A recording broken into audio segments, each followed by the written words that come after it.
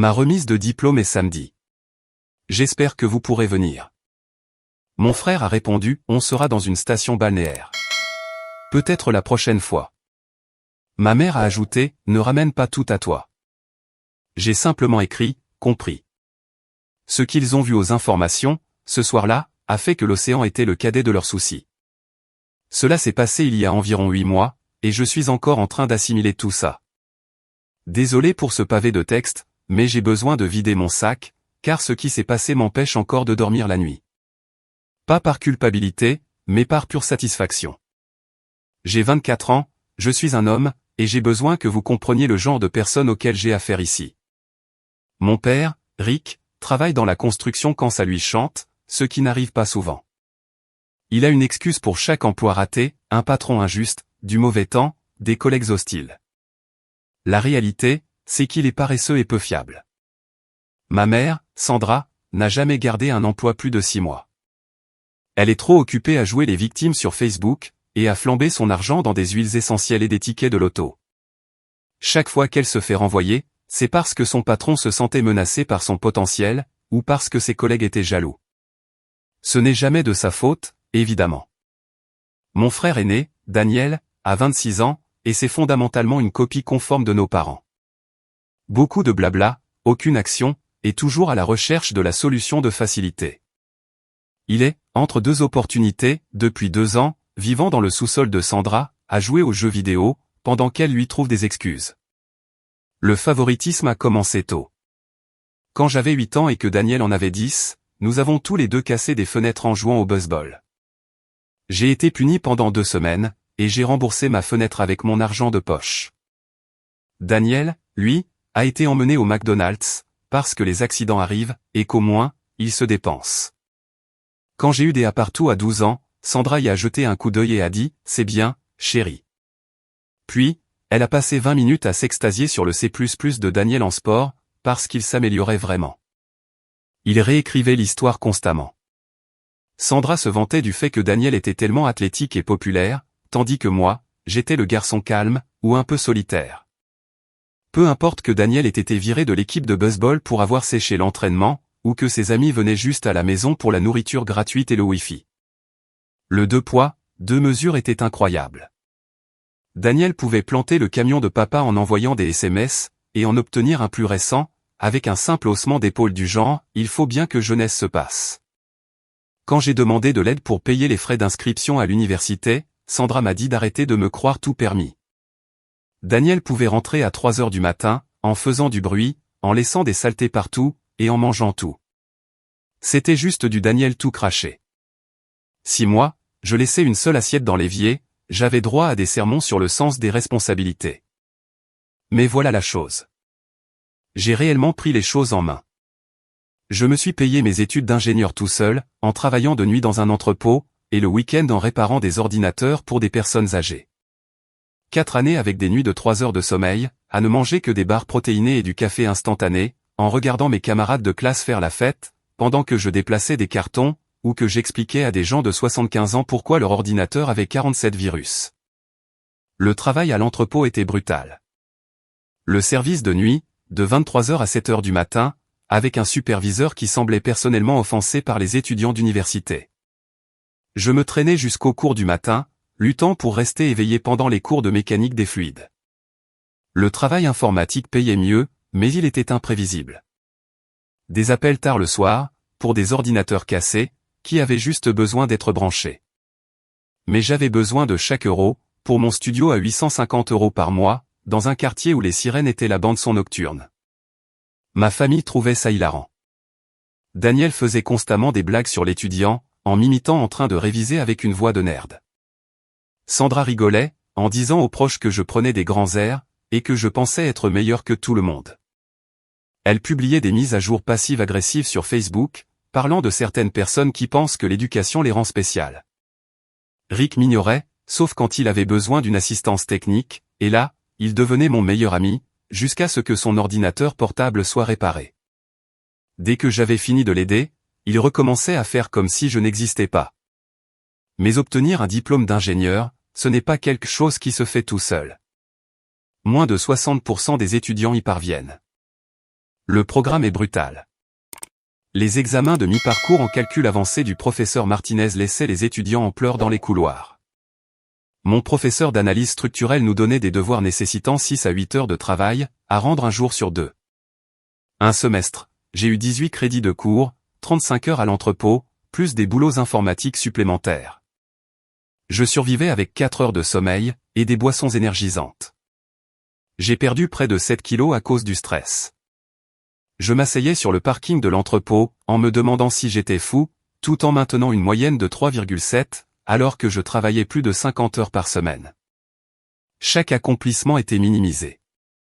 Le tableau d'honneur du doyen ? C'est bien. Suivi d'une admiration sans borne pour la promotion de Daniel comme chef d'équipe au fast-food. L'acceptation dans un programme d'ingénierie avancée ? Le seul commentaire de Rick, j'espère que tu sais ce que tu fais, avec toutes ces dettes. C'est fort, venant de quelqu'un qui a acheté à Daniel un camion à 15 000 €, alors qu'il devait déjà de l'argent sur un autre prêt automobile. Apparemment, mes prêts étudiants étaient irresponsables, mais les multiples paiements de voitures de Daniel l'aidaient juste à s'établir. Je ne me plaignais pas seulement d'être le mal-aimé. Je construisais quelque chose de réel, pendant qu'il célébrait la médiocrité. 3 semaines avant la remise des diplômes, j'ai envoyé un message sur le groupe de discussion de la famille. La cérémonie de remise des diplômes est le 15 mai à 14 h, au stade de l'université. Ça représenterait beaucoup pour moi si vous pouviez venir. Je pensais à ce texto depuis des semaines. Comment demandez-vous à votre famille d'être présente pour le plus grand jour de votre vie, quand vous savez déjà qu'ils ne viendront probablement pas ? J'ai dû taper et effacer ce message 20 fois, en essayant de trouver le bon équilibre, pour paraître plein d'espoir, mais pas trop désespéré. Je leur avais déjà envoyé des invitations officielles par la poste 2 mois plus tôt, celles qui sont chics, avec le sceau doré et tout le reste. J'avais écrit un mot personnel sur chacune d'elles, expliquant ce que cette journée signifiait pour moi, et à quel point leur présence comptait. Ces invitations m'ont probablement coûté 50 €, une somme que je ne pouvais pas me permettre. Mais je pensais que ce geste pourrait leur montrer à quel point c'était sérieux pour moi. Personne n'avait répondu à ça. Pas même un « d'accord » ou un « on verra ». Juste un silence total. Comme si je leur avais envoyé des prospectus de supermarché, au lieu d'invitation pour le plus grand accomplissement de ma vie. Je me suis dit que ce texto était ma dernière chance de les faire venir. Peut-être que les invitations formelles s'étaient perdues par la poste, ou qu'ils avaient oublié la date, ou qu'ils avaient juste besoin d'un léger rappel. La réponse est arrivée plus vite que je ne le pensais, et ce n'était pas ce que je voulais entendre. Daniel a répondu, « Frérot, on sera à Atlantic City ce week-end-là.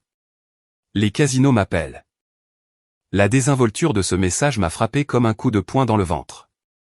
Pas de « désolé », ni de « on aimerait être là », ni même de « félicitations ». Juste une annonce joyeuse sur leur voyage de jeu, accompagnée d'un emoji, comme s'ils me parlaient d'un film amusant qu'ils prévoyaient de regarder. Avant même que je puisse assimiler ça, Sandra est intervenue, « Ne t'attends pas à ce qu'on annule nos plans, juste parce que tu veux qu'on fasse attention à toi. Arrête d'être si dramatique, Jack. » Ce mot, dramatique, a été comme un déclencheur pour moi. C'est comme ça qu'elle m'avait appelé toute ma vie. Chaque fois que je voulais de la reconnaissance pour quoi que ce soit, quand j'avais pleuré après qu'ils aient raté ma remise de diplôme du collège, j'étais dramatique. Quand je m'étais énervé parce qu'ils n'étaient pas venus à ma cérémonie de remise des prix au lycée, j'étais dramatique. Apparemment, vouloir que votre famille célèbre vos accomplissements, c'était juste moi qui faisais à nouveau mon dramatique. Puis, Rick, qui d'habitude ne répond jamais à rien, ton frère mérite ce voyage. Il a été stressé ces derniers temps. Stressé par quoi, exactement? Le plus grand défi quotidien de Daniel, c'était de décider à quel jeu vidéo il allait jouer.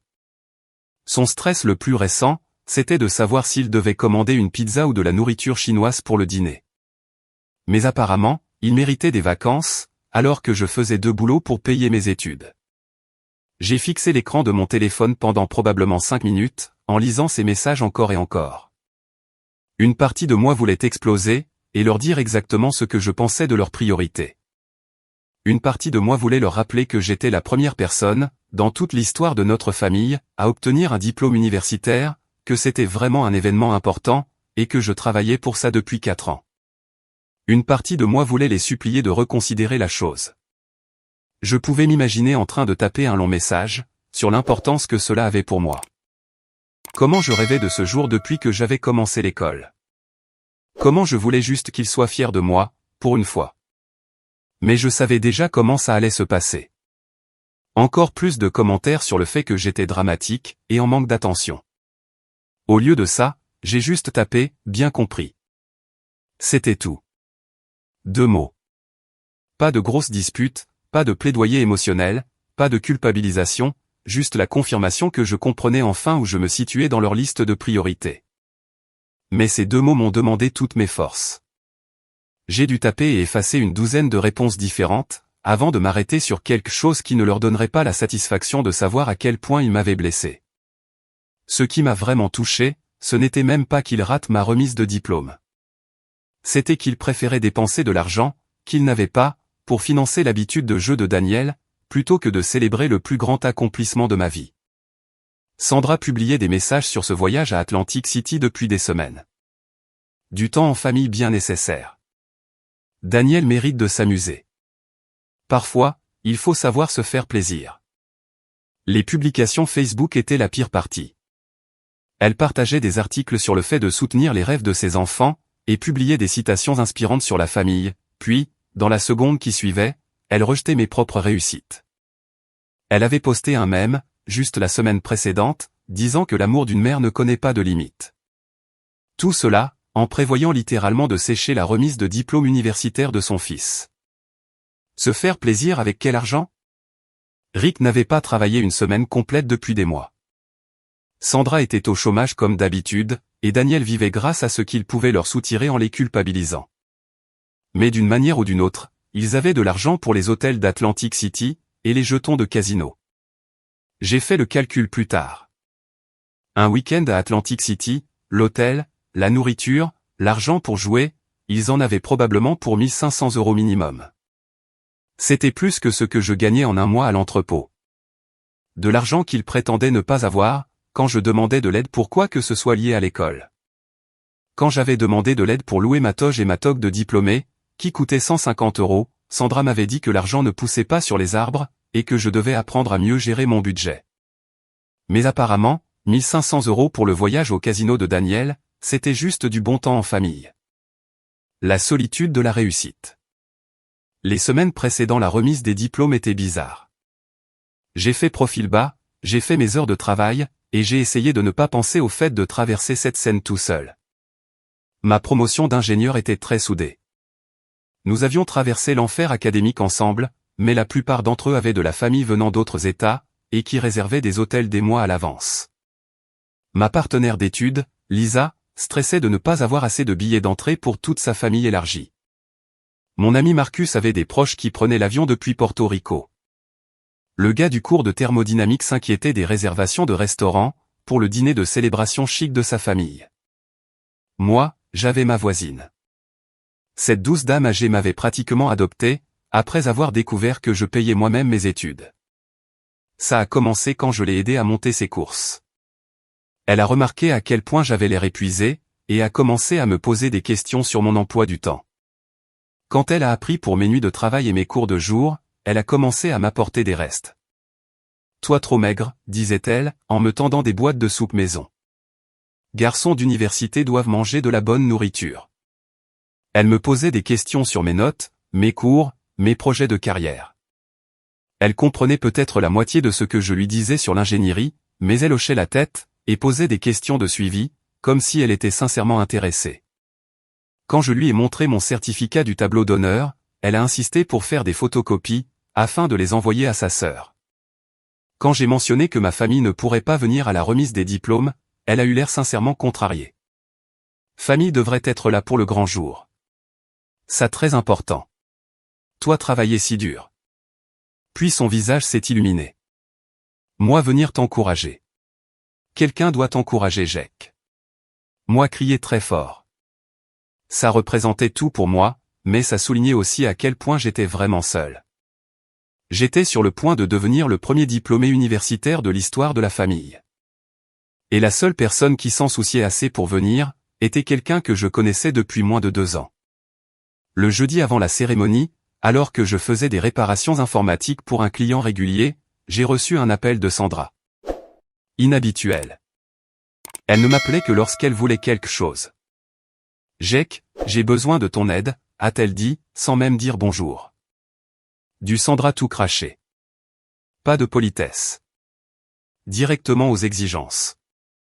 J'essaie de réserver cet hôtel à Atlantic City, mais le site web est confus.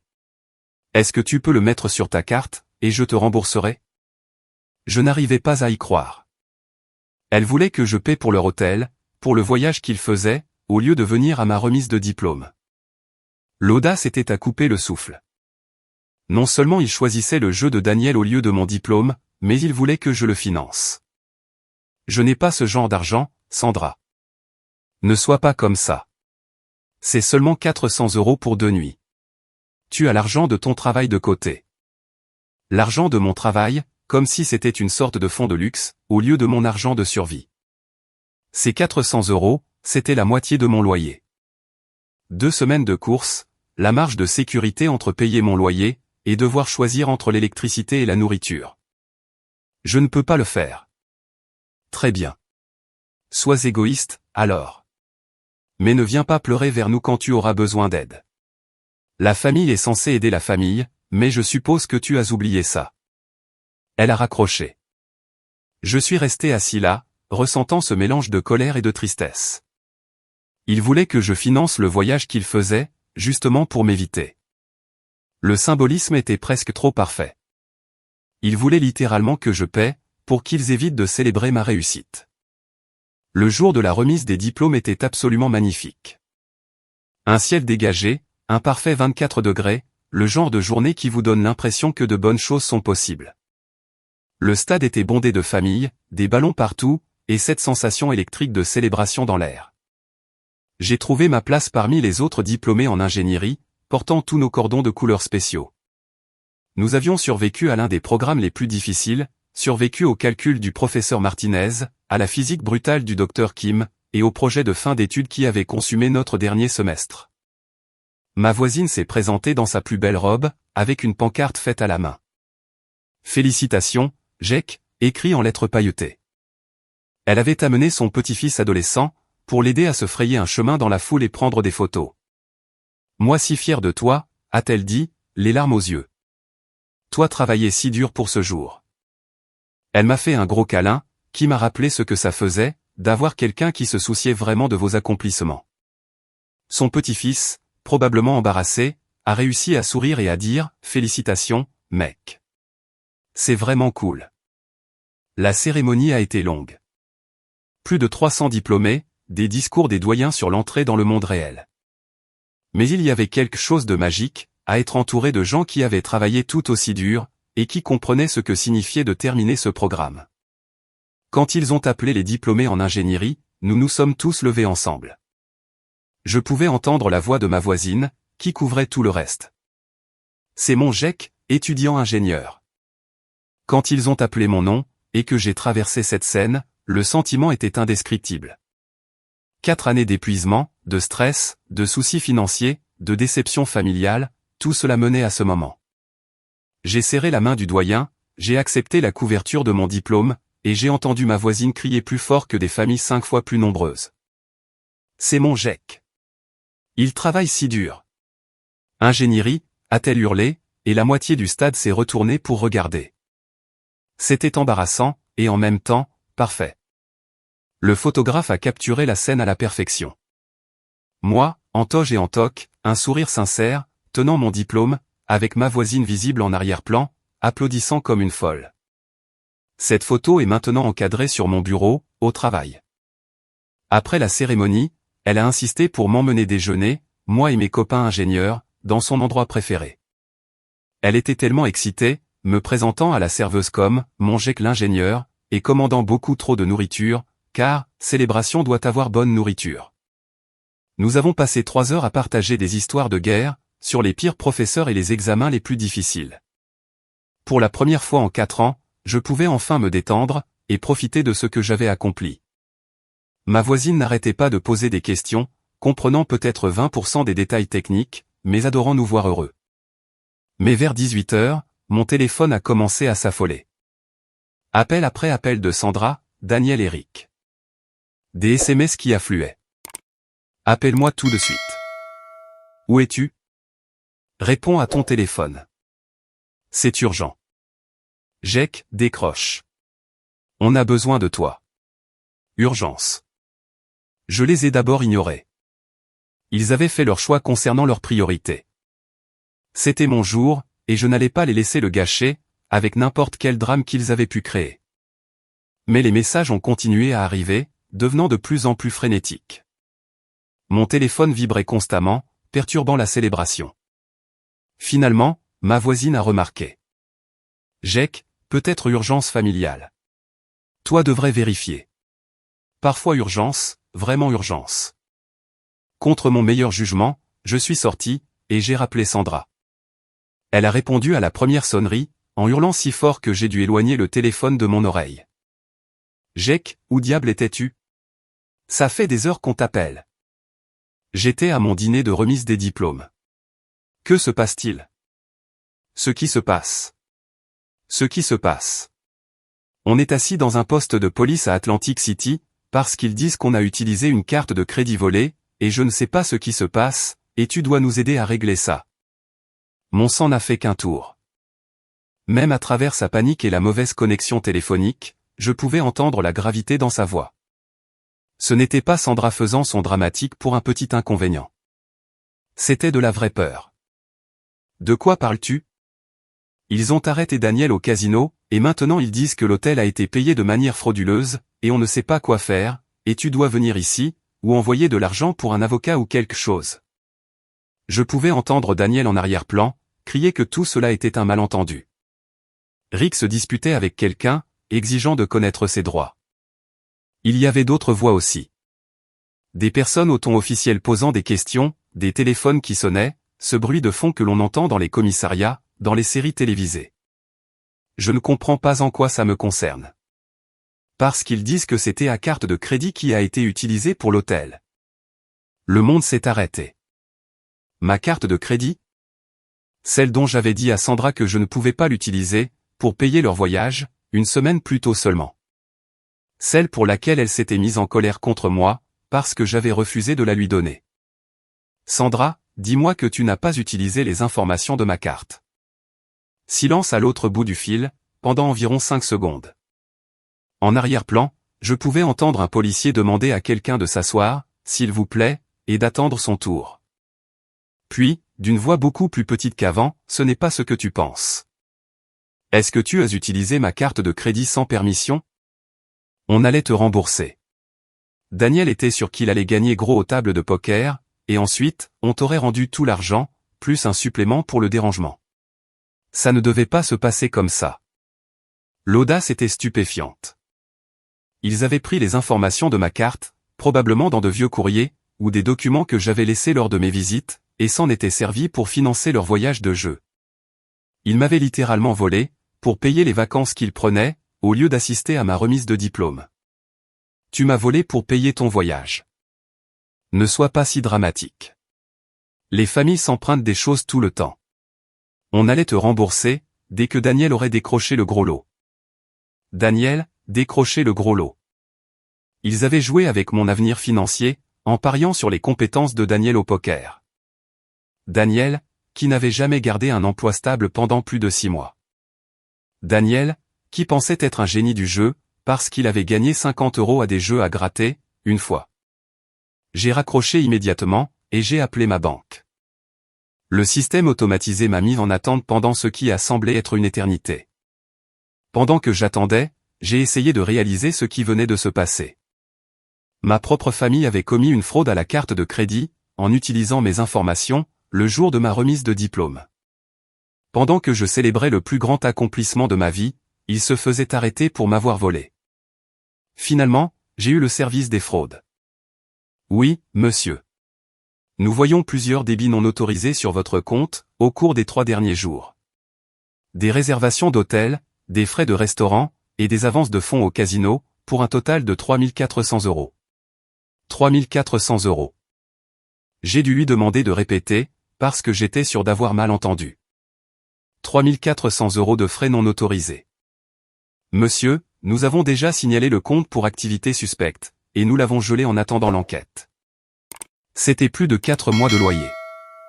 L'argent dont j'avais besoin pour commencer ma carrière, pour déménager dans un meilleur appartement, pour enfin remettre ma vie sur les rails, après l'obtention de mon diplôme. L'argent que j'avais économisé en travaillant les nuits et les week-ends, tout en allant à l'école à temps plein, en sautant des repas, des événements sociaux, et tout ce qui coûtait de l'argent. Ils n'avaient pas seulement séché ma remise de diplôme. Ils avaient volé mon avenir, pour financer l'addiction au jeu de Daniel. Je suis retourné dans le restaurant, dans un état second. Ma voisine a jeté un seul coup d'œil à mon visage, et a su que quelque chose n'allait vraiment pas. « Jake, qu'est-ce qui s'est passé ? Toi avoir l'air malade. » Je me suis assis lourdement sur ma chaise. Mes copains ingénieurs se sont arrêtés au milieu de leur conversation, et m'ont dévisagé. Ma famille vient de se faire arrêter, pour avoir utilisé ma carte de crédit sans permission, afin de payer leur voyage à Atlantic City. La table est devenue silencieuse. Steve a été le premier à parler. « Mec, t'es sérieux ?» J'ai hoché la tête, essayant toujours de l'assimiler moi-même. Ils m'ont volé 3400 € pendant que j'obtenais mon diplôme, alors qu'ils étaient censés être ici, à célébrer ça avec moi. Lisa avait l'air abasourdie. « Ta propre famille ?» Ma voisine, malgré son anglais limité, en avait assez compris. Elle s'est penchée, et m'a serré la main. « Moi tellement désolé, Jake. Toi mérites une meilleure famille que ça. » Les jours suivants ont été un tourbillon de rapports de police, de réclamations pour fraude bancaire, et de consultations juridiques. Mon compte était gelé dans l'attente de l'enquête, me laissant avec 60 € en espèces, et une carte de crédit que j'avais peur d'utiliser. L'enquêtrice de la banque était minutieuse et professionnelle. Elle m'a fait passer en revue chaque dépense, à documenter ma relation avec les voleurs, et à examiner les preuves. L'hôtel disposait d'images de sécurité claires, montrant Sandra utilisant ma carte à la réception. Le casino avait des vidéos de surveillance de Daniel retirant des avances de fonds, en se vantant auprès d'autres joueurs de son système. C'est un cas évident d'usurpation d'identité et de fraude, m'a dit l'enquêtrice. Comme cela traverse les frontières de l'État et implique plusieurs institutions, nous allons travailler avec les autorités fédérales. Les autorités fédérales.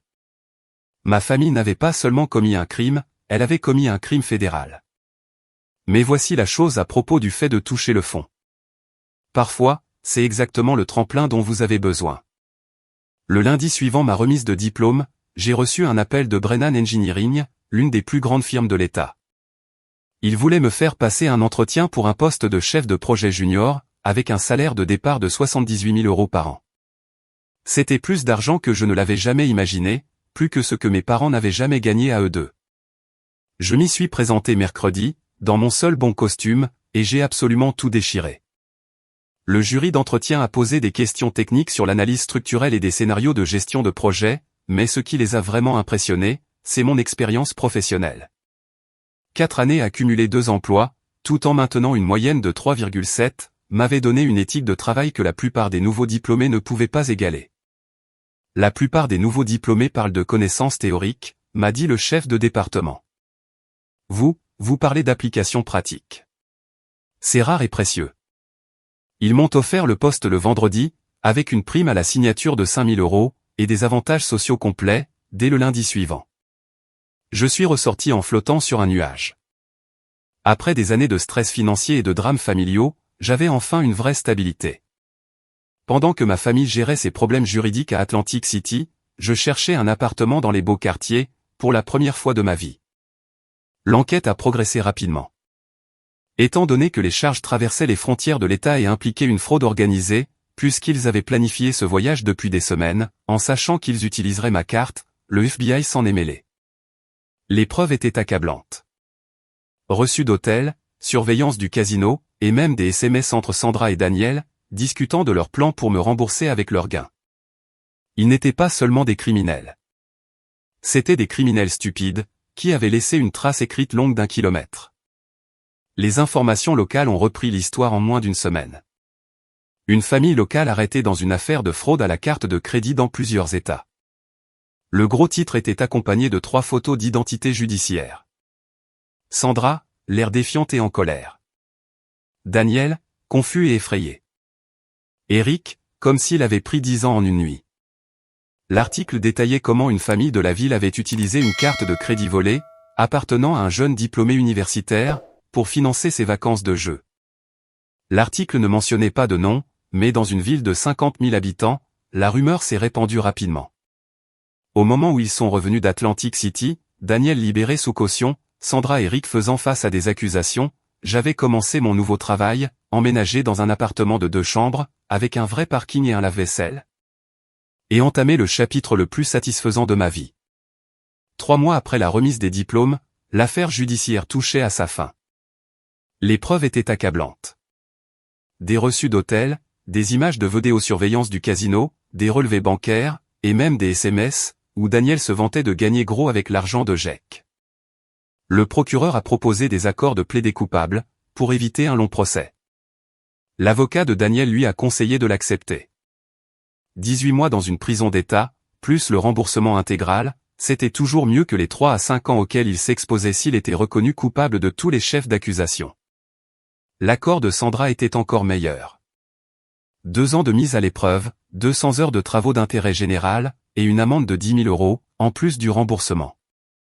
Rick a évité les poursuites pénales, mais il a été cité dans le dossier de restitution au civil, puisqu'il avait bénéficié de ce voyage frauduleux. Le jugement financier à lui seul était écrasant. Il me devait les 3 400 €, plus les intérêts, les frais de justice, et des dommages et intérêts punitifs.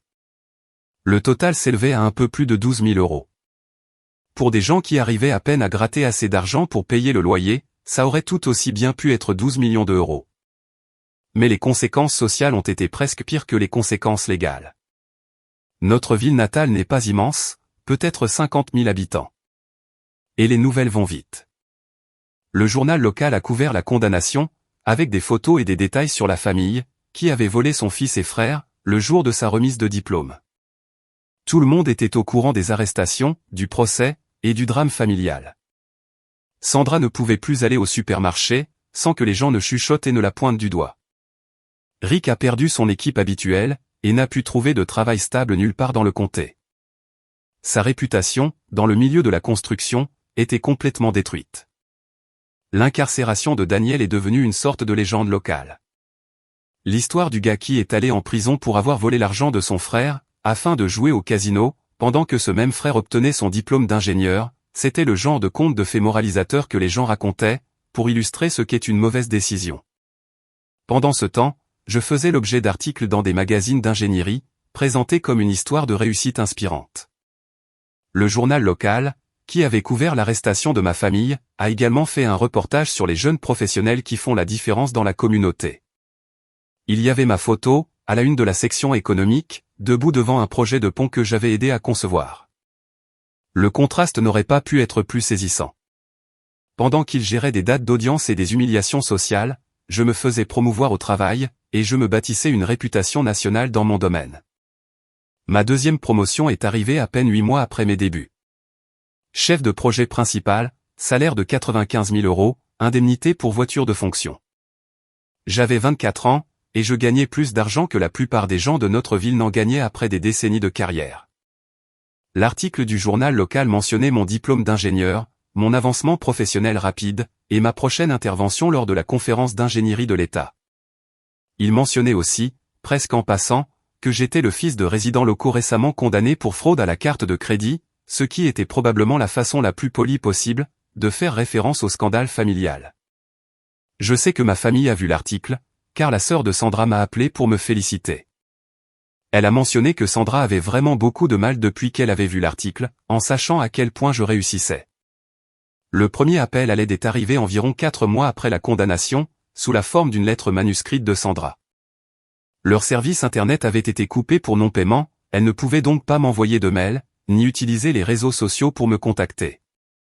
La lettre était écrite sur du papier de cahier, avec son écriture négligée, pleine de ratures et de fautes d'orthographe. Jake, je sais que nous avons fait de terribles erreurs, et il n'y a aucune excuse pour ce que nous avons fait, mais nous sommes une famille, et la famille est censée se pardonner et s'entraider dans les moments difficiles. Daniel est en prison, et ça me tue chaque jour de savoir que mon bébé est enfermé avec des criminels.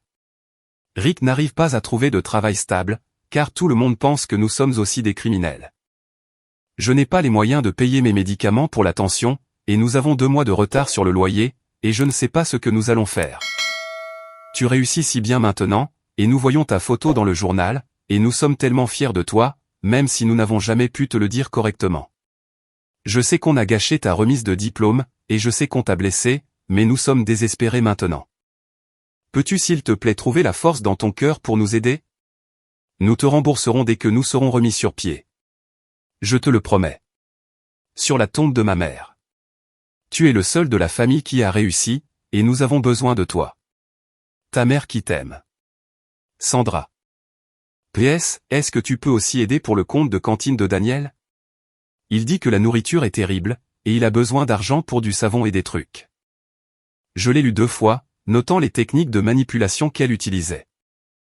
Jouer la victime, invoquer les obligations familiales, promettre de me rembourser, et même demander de l'argent supplémentaire, pour le confort de Daniel en prison. Puis je l'ai rangé dans le tiroir de mon bureau, sans y répondre. 2 semaines plus tard, Daniel a appelé depuis la prison du comté. Les appels en PCV des détenus s'affichent avec un message enregistré spécial. Je savais donc exactement de quoi il s'agissait, avant même de répondre, mais j'étais curieux d'entendre ce qu'il avait à dire pour sa défense. Jake, frérot, Dieu merci tu as répondu. Je sais que j'ai merdé, vraiment grave. Mais je suis sur le point de tout perdre ici. Emma en a complètement fini avec moi. Maman et papa sont sur le point de se faire expulser, et je risque de faire de la vraie prison quand le dossier sera transféré à l'État. Tu es le seul de la famille qui a fait quelque chose de sa vie. Est-ce que tu peux nous aider avec un avocat? Genre, un vrai avocat, pas ce commis d'office qui s'en fout. Ou peut-être juste aider maman et papa avec le loyer, pour qu'ils ne finissent pas à la rue. Sa voix était tremblante, désespérée d'une manière que je n'avais jamais entendue auparavant. La prison ne convenait clairement pas à l'ancien mode de vie de Daniel, fait de jeux vidéo et de la cuisine de maman. Je jure sur tout ce que j'ai, je me rattraperai quand je sortirai. Je trouverai un vrai travail. Je te rembourserai avec des intérêts. Tout ce que tu veux. S'il te plaît, ne laisse pas notre famille s'effondrer, à cause de mon erreur stupide. L'espace d'un instant, j'ai ressenti une lueur de sympathie. Il avait l'air sincèrement plein de remords, plus mature que je ne l'avais jamais entendu. Puis, je me suis souvenu de mon compte bancaire gelé. De ma journée de remise des diplômes, passée à expliquer aux enquêteurs des fraudes, pourquoi ma propre famille m'avait volé. J'ai raccroché sans dire un mot. Rick a essayé une approche différente. Il s'est présenté à mon immeuble de bureau un mardi après-midi, avec l'air de quelqu'un qui n'avait pas dormi depuis des semaines. Il avait perdu du poids. Ses vêtements étaient froissés. Et il avait ce regard vaincu, d'un homme dont la fierté avait été complètement brisée. L'agent de sécurité, dans le hall, a appelé pour me demander si je voulais le voir. Dites-lui que je suis en réunion, ai-je répondu. Mais j'ai regardé, depuis la fenêtre de mon bureau, alors qu'il restait debout sur le parking pendant plus d'1 heure, espérant probablement m'intercepter à ma sortie. Il avait l'air plus vieux, abattu d'une manière qui m'a presque fait me sentir mal. Presque. Mais ensuite, je me suis souvenu de toutes les fois où il avait ignoré mes réussites.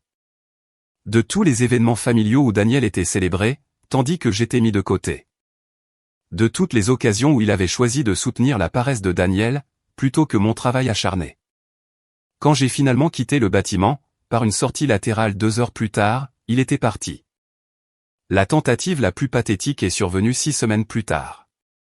Sandra avait réussi, je ne sais comment, à créer une page GoFundMe intitulée « Aider une famille détruite par de fausses accusations ». La description était un chef-d'œuvre de victimisation et de manipulation. Notre famille a été déchirée par un terrible malentendu, qui a pris des proportions complètement démesurées. Mon fils, Daniel, a fait une erreur en essayant d'aider notre famille, pendant une période difficile. Mais maintenant, il est en prison, et nous sommes confrontés au sans-abrisme, à cause de fausses accusations et de l'attention des médias, qui ont détruit notre réputation dans la communauté. Nous sommes de bonnes personnes, qui ont fait une seule erreur de jugement, et maintenant nous sommes punis bien au-delà de ce que nous méritons. Mon autre fils, Jake, a très bien réussi dans la vie, mais a tourné le dos à sa famille, dans nos heures les plus sombres. Nous avons juste besoin d'aide pour nous remettre sur pied, et laver notre nom, afin de pouvoir reconstruire nos vies. Tout don serait apprécié, alors que nous luttons pour payer le loyer, acheter des courses, et soutenir Daniel pendant qu'il est incarcéré. Pour quelque chose qui aurait dû être géré comme une affaire de famille. Elle l'a partagé sur toutes les plateformes de réseaux sociaux auxquelles elle avait accès, m'a tagué dans des publications en demandant pourquoi je n'aidais pas ma propre famille, et a même poussé certains de leurs amis à m'envoyer des messages directs. Pour me demander comment je pouvais les abandonner, au moment où ils avaient besoin de moi. Le GoFundMe a récolté 127 € en 2 semaines, avant d'être signalé et retiré, car il contenait de fausses informations sur l'affaire judiciaire. Mais pas avant que plusieurs personnes, qui connaissaient la vraie histoire, ne commentent pour y apporter des corrections. Cette famille a volé l'argent de leur fils, le jour de sa remise de diplôme universitaire, pour financer un voyage de jeu. Il n'y a rien de faux dans ces accusations. Ils ont plaidé coupable au tribunal. J'ai qu'à payer ses études d'ingénieur en travaillant, pendant que sa famille se moquait de ses efforts. Ensuite, ils ont utilisé sa carte de crédit sans permission, pour payer des vacances au casino. Il ne leur doit rien. Je connais cette famille. Le fils qui réussit mérite d'être félicité, pour s'être élevé au-dessus de leur comportement toxique, et non d'être critiqué, parce qu'ils se protègent de personnes capables de voler leur propre enfant. Mais voici la belle ironie de la chose. Chaque tentative qu'ils faisaient pour obtenir mon aide, ne faisait qu'empirer leur cas. Les gens pouvaient consulter les dossiers du tribunal en ligne. Ils pouvaient voir la couverture du journal local sur les arrestations et la condamnation. Ils pouvaient lire les propres publications Facebook de Sandra, datant d'avant l'arrestation, où elle se vantait de ce voyage à Atlantic City, et rejetait ma remise de diplôme. Chaque fois qu'ils essayaient de jouer les victimes, cela rappelait à tout le monde qu'ils étaient des criminels, essayant de manipuler le membre de leur famille qui a réussi, pour qu'ils les tirent d'affaire. Chaque publication sur les réseaux sociaux, chaque partage de GoFundMe, chaque appel public, ne faisait que renforcer l'idée, selon laquelle ils étaient des personnes toxiques, capables de voler leur propre fils, pour ensuite le blâmer de ne pas leur pardonner. Le dernier contact direct a eu lieu presque exactement 1 an après ma remise de diplôme. J'étais dans un café près de mon bureau, en train de revoir les plans d'un projet pour un nouveau bâtiment municipal, quand Sandra est entrée. Elle avait l'air terrible. Maigre, fatiguée, portant des vêtements qui avaient clairement connu des jours meilleurs. Ses cheveux étaient grisonnants et négligés, et elle se déplaçait avec la posture abattue de quelqu'un qui a tout perdu. Elle m'a repéré immédiatement. Ce n'était probablement pas difficile, puisque je portais un beau costume, et que je travaillais sur un ordinateur portable, dans un café qui coûtait plus cher la tasse que ce qu'elle gagnait de l'heure. Elle s'est dirigée directement vers ma table, sans hésitation. « Jake, s'il te plaît, juste 5 minutes. » J'ai levé les yeux de mon ordinateur. Elle avait l'air encore pire de près. Des cernes noires sous les yeux, des mains qui tremblaient légèrement à cause du stress ou des médicaments, ce genre d'épuisement qui vient après des mois de pression financière et émotionnelle. Je ne pense pas que nous ayons quoi que ce soit à discuter. Ton frère sort le mois prochain, et nous n'avons nulle part où le loger. Nous avons perdu la maison il y a 6 mois. Rick et moi vivons dans un appartement d'une chambre, qui coûte plus de la moitié de mon salaire de la station-service, et ce n'est pas suffisant. Et je ne sais pas quoi faire d'autre. Elle pleurait maintenant, pas bruyamment, mais avec des larmes coulant sur ses joues. Les autres clients commençaient à remarquer le dérangement. Tu as détruit le jour de ma remise de diplôme. Tu as volé mon argent. Tu as commis des crimes en usurpant mon identité. Et maintenant, tu veux que je règle tes problèmes. Nous sommes ta famille. Nous t'avons élevé, nous t'avons nourri, et nous t'avons offert un toit pendant 18 ans. Est-ce que ça ne compte pas pour quelque chose? L'audace était toujours là. Même dans son désespoir, elle essayait de s'attribuer le mérite d'avoir fait le strict minimum que la loi exige des parents, tout en ignorant des années de négligence émotionnelle, et la trahison criminelle qui nous avait menés à ce point. Non, ai-je dit, en fermant mon ordinateur et en me levant. La famille est présente aux remises de diplôme des siens. La famille ne se vole pas d'argent mutuellement, pour financer des voyages de jeu. La famille n'essaie pas de détruire l'avenir financier de quelqu'un, pour payer son propre divertissement. Je suis passé devant elle pour me diriger vers la porte, puis je me suis retourné pour un dernier commentaire. J'espère que Daniel trouvera un endroit où rester quand il sortira. J'espère que vous trouverez une solution pour votre logement. J'espère que Rick trouvera un travail stable. Mais plus rien de tout cela n'est de ma responsabilité, désormais. Vous avez fait vos choix, et j'ai fait les miens.